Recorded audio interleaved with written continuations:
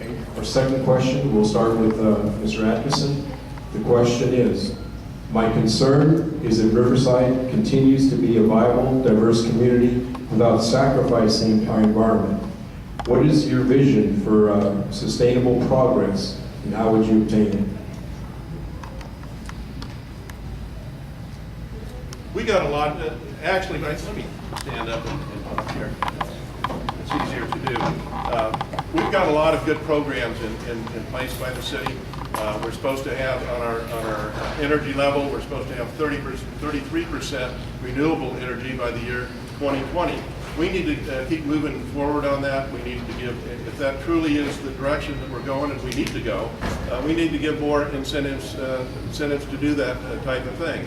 I think my vision for the future is what I see happening is every house out there being self-contained. I see that technology advancing so much that we won't have hard wires coming to the house. Everything will be electronic. Your telephone, your TV, even your electricity. There'll be enough there to sustain the house. And one of the things, if you go back in time, that we really need to push on is hydrogen power. I remember Dr. Zweig was a champion of that. And if you go back into the desert area where you had Sunline Transit Agency, it was Dr. Zweig that introduced that and put hydrogen into those buses. And somehow we've lost the motivation on that. What I'd like to see happen, as Dr. Zweig is one of the founders of Parkview Hospital, is to have that hospital completely generated by hydrogen and actually dedicate that in his name. So. Repeat the question. My concern is that Riverside continues to be a viable, diverse community without sacrificing our environment. What is your vision for sustainable progress, and how would you obtain it? We have, in the city in the last year, retired our first Green Action Plan. And as the chair of the Land Use, Utility Services, and Energy Development Committee, I'm proud to say that we have achieved 5 megawatts now of solar power internally because of the incentives and rebates we've given to both our residential and our commercial customers.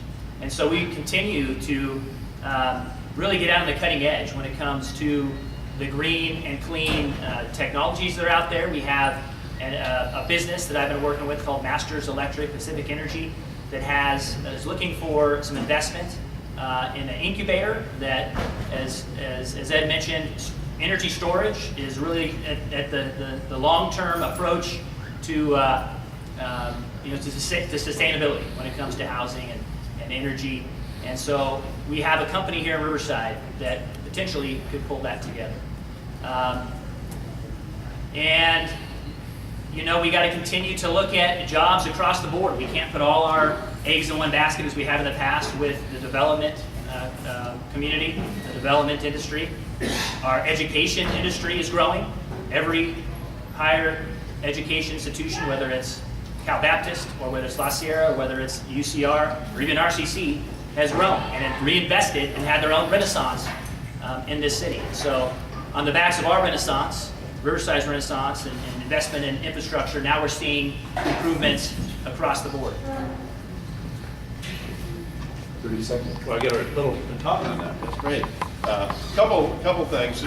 If you look at one of the things is reclaimed wastewater that we really need to move forward. There's 36,000 acre feet a year that runs down the Santa Ana River. And Riverside has never had the motivation to do reclaimed water because they've never had a water shortage. But what's going to happen if we don't start utilizing that water, Orange County is going to say we're going to have that water by prescriptive rights, or the environmentalists are going to say you're altering the downstream ecosystem and you can't take that water. So we need to, anyway, that's one of the ideas. We need to move a lot of these things forward now rather than later. Thank you.